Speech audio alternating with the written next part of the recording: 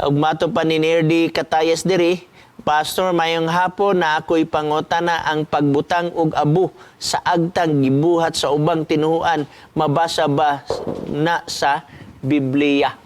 Actually, watay mabasa na igsuon nga abo iporma pagid og krus di sa imong agtang. Wala tay mabasa bisan sa Henesis ngadto sa pinadayag. Wala sa gina-practice sa panahon sa mga apostoles.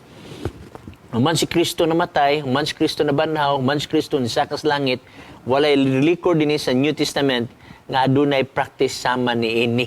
So kung wala gay record ang balaang nga kasulatan, kung silent ang Bible, silent usab kita. Kung nagisgot ang Biblia, ato usab na siya nga paghisgutan, no? Kung mo na siya, batasan mo na siya igsoon nga 40 days before maabot ang gitawag nato og Holy Week.